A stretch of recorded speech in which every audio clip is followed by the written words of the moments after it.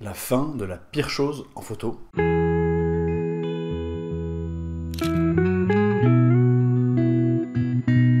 Qu'est-ce que je déteste le plus dans mon métier, ou même qu'est-ce que je déteste le plus dans la photo en général? Je vous l'ai déjà dit plein de fois, c'est le tri. J'aime pas le tri. Pour moi, le tri, c'est une étape absolument nécessaire, mais c'est comme ça, j'aime pas ça. Ça m'emmerde. Et plus que ça, je trouve ça vraiment douloureux, et en plus, ça prend énormément de temps. Bref, j'aime rien dans le tri, quoi. Je pense que quand je dois post-traiter un mariage où j'ai pris, on va dire, 3-4 000 photos, pour en rendre au final 5 ou 600, je vais passer plus de temps à trier pour passer de 3500 à 500 images qu'il va me falloir de temps pour retoucher ces 500 images. Vraiment, le tri, c'est pour moi la partie la plus longue. Pourquoi c'est si long pour moi? Parce que le tri, c'est un ensemble de choix. Choisir une image, c'est-à-dire renoncer à toutes les autres images qui ressemblent. Si vous avez fait 5 portraits du couple à peu près au même endroit, avec des expressions relativement similaires, vous n'allez pas en garder 5, il faut en choisir une. En choisir une, ça veut dire qu'on va en foutre 4 à la poubelle, et ça c'est vraiment super dur. Et faire du tri, c'est répéter ce genre de petits choix que je trouve douloureux encore et encore, donc c'est vraiment pas un bon moment pour moi. C'est pour ça que quand j'ai reçu un mail il y a quelques mois, ça m'a immédiatement parlé. C'était un mail d'Aftershoot, un logiciel qui me proposait d'essayer leur service de tri automatique guidé par l'intelligence artificielle. Et là j'ai eu direct des étoiles dans les yeux quoi. Non mais imaginez si ça marche. Ça voudrait en gros dire que je me débarrasse du pire aspect de mon métier. Alors mon métier c'est déjà le meilleur métier du monde, hein. On va pas se mentir, je vais pas me plaindre, mais si on enlève le tri, mais le rêve quoi. J'étais obligé d'essayer. Vous connaissez globalement déjà mon avis sur l'intelligence artificielle dans la photo, je vous le refais en 2 mots. Je ne pense pas que l'intelligence artificielle va retoucher les photographes, en tout cas pas les photographes sociaux. Par photographes sociaux, j'entends les photographes qui font des photos de mariage, de famille, de portraits. Bref, tous les photographes d'humains. Parce que les gens veulent du vrai. Personne n'a envie d'avoir des photos de son mariage qui ont été imaginées par un ordinateur. Les gens veulent des photos qui racontent l'émotion de la journée telle qu'elle s'est réellement passée. Donc je pense que nous, les photographes sociaux, sommes relativement à l'abri d'intelligence artificielle, de par cette volonté d'authenticité. Donc globalement, l'IA et la photo, c'est pas un mélange qui me fait trop peur pour le moment. Personnellement, ce que j'aime dans la photo, c'est la prise de vue. Et en revanche, si je peux utiliser des outils d'intelligence artificielle qui vont me faire gagner du temps sur tous les moments chiants, des moments qui ne sont pas la prise de vue, alors là tout de suite, ça m'intéresse beaucoup plus. Donc j'ai pas envie que l'intelligence artificielle me pique la prise de vue, mais ça je vous ai dit que je pensais qu'il n'y avait pas de risque.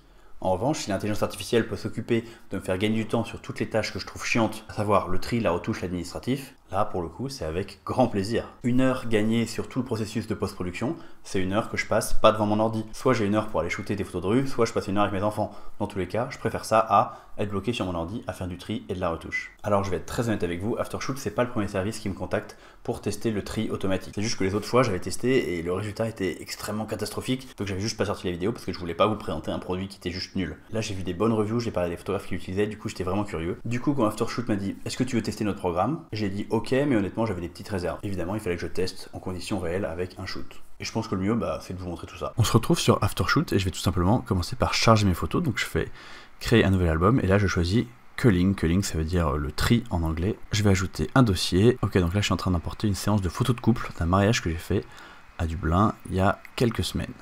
C'est le mariage de Dara et Donaka. Une fois que toutes les photos sont importées, donc j'ai 308 images, je vais cliquer sur Start Culling.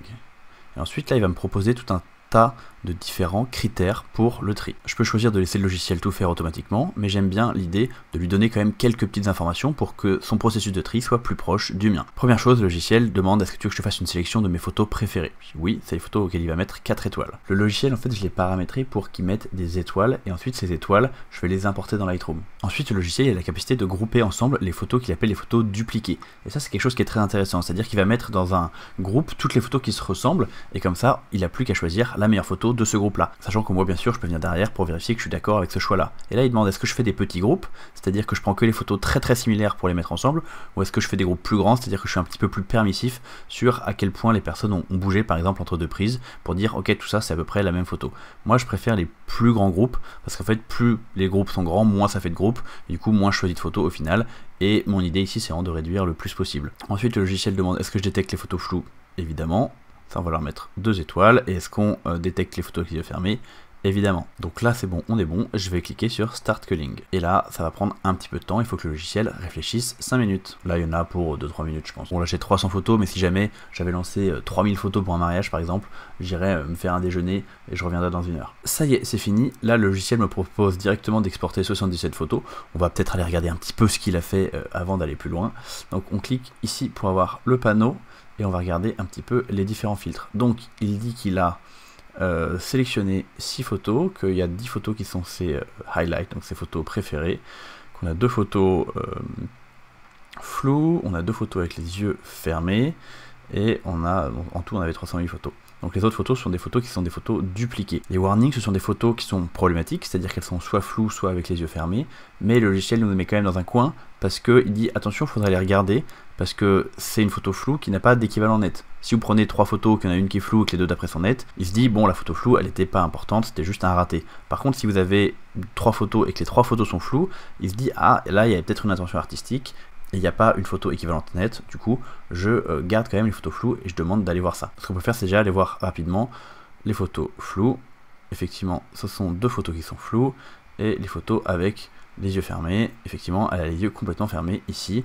Est-ce que ce sont des photos que je veux garder? Non, donc je vais les laisser ici. Maintenant je vais aller voir donc ces fameux warnings. Donc là c'est indiqué que les photos sont en warning avec cette petite pastille jaune ici, et le petit nombre ici c'est le nombre de photos qui sont concernées par ce warning. Parce que par exemple ici c'est un groupe de 5 photos, donc si je clique dessus, donc là ensuite j'ai le groupe de 5 photos. En fait c'est 6 photos, donc c'est celles que je vois plus 5. Donc ces 6 photos là sont pas tout à fait nettes, mais il décide quand même de garder cette photo là. Donc on va aller regarder de près ce qu'il a choisi. Cette photo là elle est effectivement pas tout à fait nette, et ces photos là ensuite elles sont elles non plus pas nettes. Et enfin celles là elles sont encore pire, donc il a bien fait son travail, c'est-à-dire qu'il a groupé ces 6 photos là, il a dit celle-là c'est la moins pire, mais elle est quand même pas terrible, c'est pour ça que je la mets en warning. Donc là en fait la décision que le logiciel me demande de faire, c'est sur ces 6 photos, moi j'ai trouvé que celle-là c'était la meilleure. Est-ce que tu trouves qu'il y en a une autre qui est meilleure, ou est-ce que tu trouves que même celle-là elle est pas intéressante? Moi je trouve que même celle-là elle est pas intéressante, du coup là elle est en 5 étoiles, je vais tout simplement appuyer sur 3, et elle va devenir une photo 3 étoiles, donc une photo que je vais pas ensuite garder. Et ça c'est quelque chose que je peux faire pour toutes mes photos problématiques. Là effectivement j'ai 2 photos floues, donc ces photos là effectivement je vais pas les garder. En revanche cette photo c'est quelque chose qui est intéressant, parce que là j'ai 3 photos qui considèrent comme floues, mais si je double clique ici je m'aperçois que la photo n'est pas complètement floue, j'ai juste que la mise au point est faite sur l'œil du personnage, qui n'est pas forcément le personnage principal, parce que la mariée regarde pas dans notre direction, mais du coup là moi c'est une photo que j'ai envie de garder. Du coup celle-là je vais juste vérifier est-ce que c'est la meilleure des 3. Je regarde cette photo là et je regarde cette photo là, je me dis effectivement ces photos là sont plus floues, là Aftershoot a gardé la bonne, du coup je vais juste garder les 5 étoiles. Bon je vous ai pas tout montré, mais j'ai fait ça sur toutes les photos qui étaient dans la catégorie warnings. Ensuite je vais aller voir les photos dupliquées. Les photos dupliquées c'est les photos que Aftershoot a groupées parce qu'elles étaient similaires. Personnellement je suis un photographe qui shoot pas mal en rafale, en tout cas pendant mes shoots pro, du coup il m'arrive beaucoup d'avoir des photos où il y a des similarités. Là vous voyez la photo, donc celle-là elle est similaire à 6 photos qui sont à peu près pareilles. Celle-là elle est similaire à 50 photos. Celle-là elle est similaire à 8 autres photos. Donc j'ai beaucoup de photos qui sont extrêmement dupliquées. Et donc là maintenant ce que je vais faire, c'est que je vais regarder le travail d'Aftershoot pour vérifier que je suis d'accord avec ces décisions.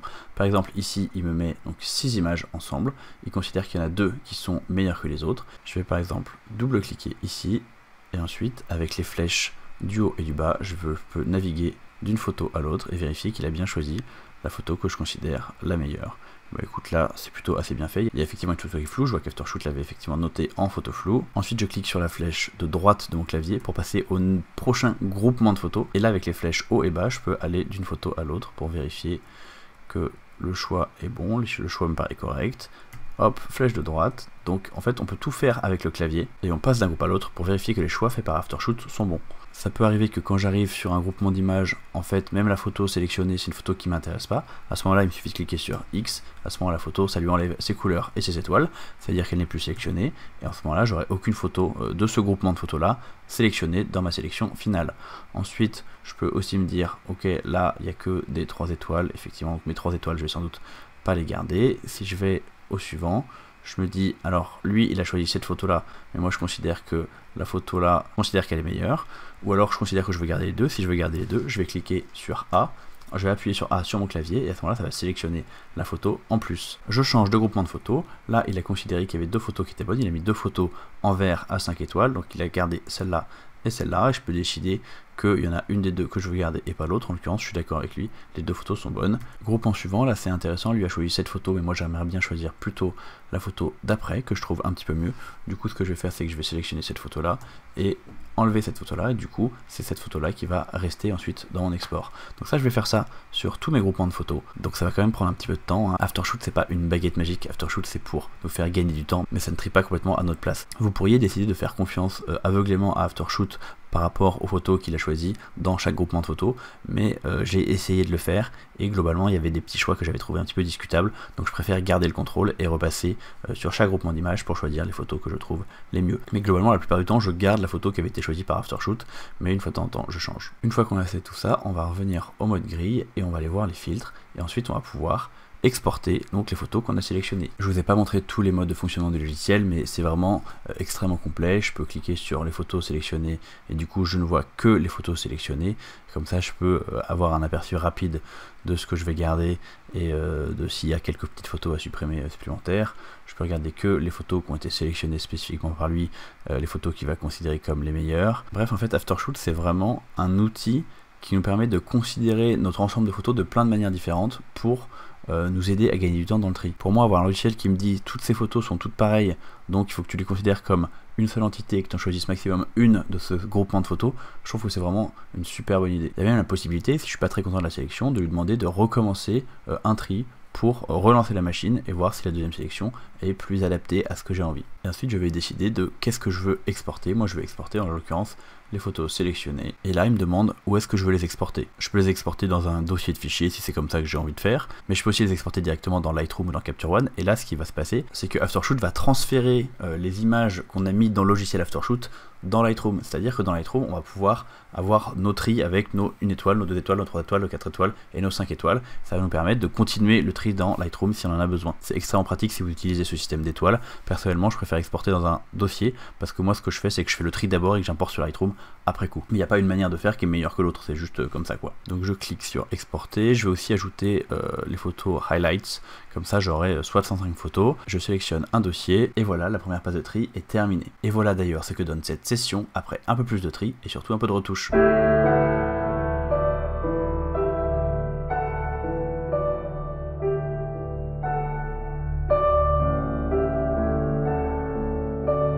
Je voudrais maintenant vous montrer un cas particulier dans lequel je trouve Aftershoot hyper efficace. Quand je fais des photos de mariage, il y a toujours un moment où on me demande de faire des photos de groupe, et les photos de groupe c'est vraiment compliqué parce qu'on essaye d'avoir tout le monde qui a les yeux ouverts en même temps, et c'est vraiment très difficile. Les gens ils sont pas attentifs, ils regardent à gauche, ils regardent à droite, il y en a qui ferment les yeux, et quand on a 5 personnes ça va, quand on a 10, 15, 20, 25 personnes sur une photo de groupe, c'est vachement difficile d'avoir tout le monde avec les yeux ouverts, et là c'est une situation où Aftershoot va pouvoir vraiment beaucoup m'aider. Donc je vais lui demander, j'ai pris quoi? J'ai 75 photos de groupe ici, je vais lui demander de me trier tout ça. Les réglages je vais faire les mêmes que tout à l'heure, je ne les change pas, et c'est parti. Ça y est, le logiciel a fait son boulot, et donc là je peux voir qu'Aftershoot m'a gardé seulement 10 photos, plus 2 photos highlight, donc 12 photos en tout sur les 70. Mais surtout ce qui m'intéresse le plus c'est qu'il a groupé les photos ensemble. Vous voyez par exemple là, sur cette photo il y en a 9 en tout, donc je clique dessus, et il m'a sélectionné une photo sur laquelle tout le monde a les yeux ouverts. Je vérifie, ouais, tout le monde a les yeux ouverts. Alors il y a les yeux qui sont un petit peu plissés à cause de la lumière, maintenant tout le monde a bien les yeux ouverts. Donc ça c'est super, je peux lui faire confiance et lui dire de supprimer toutes les autres. Et ça je peux faire ça pour tous les groupes. Ici il y a 5 photos et il me dit qu'il a gardé une photo où il y a tout le monde qui a les yeux ouverts, donc je vérifie bien. Tout le monde a les yeux ouverts, et ben c'est parfait, c'est parfait. Vraiment sur la sélection des yeux ouverts et des yeux fermés, Aftershoot il est vraiment très efficace. Donc là on a tout le monde qui a les yeux ouverts. Si je regarde bien celle-là par exemple, on voit ici qu'il y a quelqu'un qui a les yeux fermés. Donc Aftershoot a très bien fait son travail. Il me l'avait mis ici, 1 étoile, il y avait des yeux fermés. Très bien, très efficace. Et là du coup je peux directement exporter mes 12 images et j'ai mon tri de photos de groupe qui est fait en quelques minutes. Et le tri des photos de groupe, les photographes de mariage qui me regardent, vous savez très bien que c'est un des trucs le pire parce que c'est relou de regarder chaque personne à chaque fois. Tu regardes une image, il y en a 10 qui ont les yeux ouverts et hop, la 11e a les yeux fermés, donc hop, on supprime la photo et on passe à la prochaine et on regarde depuis le début, je suis tout le monde a les yeux ouverts. Bref, c'est assez relou, ça prend vachement de temps. Bon, après, tout n'est pas parfait hein, sur Aftershoot. Regardez là par exemple, ici il m'a fait 3 groupements de photos alors que c'est le même groupe de gens. Il a dû considérer qu'il y avait des gens qui avaient bougé entre les deux, donc c'était pas exactement la même photo. Du coup c'est pas très grave, c'est-à-dire que là il y avait 5 photos, là il y en avait 9 et là il y en avait 9, et que du coup il va me sélectionner 3 photos, et du coup moi j'aurai à faire une deuxième passe de tri mais que je fais de toute façon pour voir laquelle de ces 3 photos est la meilleure. Avant d'exporter je vais quand même aller voir les warnings, parce que là ça veut dire que c'est un groupement de photos sur lesquelles j'en ai trouvé aucune que j'ai considéré comme bien, c'est-à-dire que j'en ai trouvé que des qui étaient un peu floues ou alors avec des personnes qui avaient les yeux fermés. Je vais aller voir par exemple celle-là. Alors là il considère que ici il y a des yeux fermés mais que c'est quand même la meilleure. Et alors ici c'est ici qu'il y a des yeux fermés, sur cette photo là il y a encore des yeux fermés ici, et celle-là, des yeux fermés, et là des yeux fermés aussi. Donc là effectivement on est sur une situation où tout le monde a les yeux fermés. Donc pour moi en tant que photographe de mariage c'est un peu relou, ça veut dire que je vais devoir jouer avec Photoshop, mais lui il me dit bah la meilleure c'est quand même celle-là où il y a une seule personne qui a les yeux fermés, et en plus ils sont pas complètement fermés, ils sont genre plissés on va dire. Donc effectivement c'est une photo que je peux garder. Vraiment les photos de groupe c'est un truc pour lequel je trouve Aftershoot extrêmement pratique. En fait toutes les situations où on va reproduire plusieurs fois la même photo pour être sûr d'en avoir une bonne, toutes les situations de rafale, toutes les situations où globalement le tri est difficile à faire parce que les différences entre les photos sont minimes, c'est là que pour moi Aftershoot a vraiment de la puissance, c'est là qu'ils vont vraiment m'aider à faire des choix plus rapidement et donc me faire gagner du temps sur l'ensemble du tri quoi.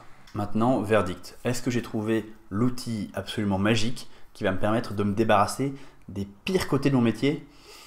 Honnêtement non. Au vu des expériences que j'ai faites avec vous, plus les quelques mariages que j'ai traités avec cet été, je sais que je ne peux pas compter sur Aftershoot pour trier à ma place un shooting complet. Il n'y a pas un bouton magique qui permet en une seconde de passer de 4000 à 500 photos. Malheureusement, ça n'existe pas. Mais en fait, c'est tant mieux. Parce que faire confiance à 100% à une intelligence artificielle, ça serait retirer complètement la composante humaine du tri. Et en fait, cette composante humaine, elle est super importante. Parce qu'une partie importante de la vision du photographe est transmise par le tri. Il y a le fait d'avoir pris les photos dans un premier temps, mais ensuite de choisir cette photo plutôt que celle-là, et du coup de montrer celle-là à nos clients, alors que cette deuxième photo, elle va jamais être vue par personne parce qu'on la supprime. Ça, c'est un vrai choix créatif. Donc les choix que vous faites pendant le tri définissent votre style. On peut imaginer une intelligence artificielle qui prendrait ces décisions à votre place, mais du coup vous seriez obligé d'abandonner une grande partie de votre style, et c'est pas ça qu'on veut. Donc heureusement qu'on ne laisse pas l'intelligence artificielle trier à votre place. Mais d'ailleurs c'était quoi la promesse d'Aftershoot ? Aftershoot, c'est juste pas un outil pour trier à votre place. C'est pas conçu pour ça. Aftershoot c'est un outil d'aide au tri.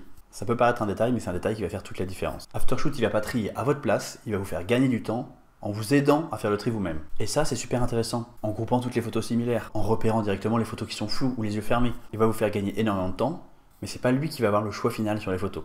Ça, c'est vous. Alors oui, malheureusement, ça veut dire que mon fantasme d'avoir le tri qui disparaît complètement de ma vie de photographe, c'est pas une réalité. Mais en fait, je pense que c'est une bonne chose. Et je pense qu'Aftershoot, ils ont bien compris cette limite entre « Ok, on va vous aider à gagner du temps », mais en fait on a besoin de votre composante humaine parce que c'est votre style et votre patte de photographe qui s'exprime à travers vos choix. Et puis bon, même si mon fantasme il est pas réalisé à 100%, 50% d'un fantasme c'est déjà pas mal, non ? La question maintenant c'est à qui je recommande d'utiliser Aftershoot. Pour que l'utilisation de ce logiciel soit intéressante pour vous, à mon avis il faut que vous soyez dans un de ces deux cas. Ou vous avez régulièrement des gros shootings à trier comme des mariages, des shootings de famille, bref en gros si vous êtes photographe pro ça peut vraiment vous aider. Et le deuxième cas de figure dans lequel ça peut être très utile, c'est si vous êtes un type de photographe même non professionnel mais qui est un peu un amoureux de la rafale, parce que pour moi un des gros points forts d'Aftershoot c'est ça, le fait qu'il soit capable de grouper des photos en disant ok toutes ces photos je considère que c'est les mêmes, il reste plus qu'à en choisir une, nous on te propose celle-là mais tu peux aussi regarder les autres et en choisir une autre et hop tout le reste on supprime. Ça pour moi c'est une fonctionnalité qui est vraiment super utile. Dans tous les cas ce que je vous conseille c'est d'essayer par vous-même. Aftershoot a un essai gratuit de 30 jours, c'est-à-dire que vous pouvez trier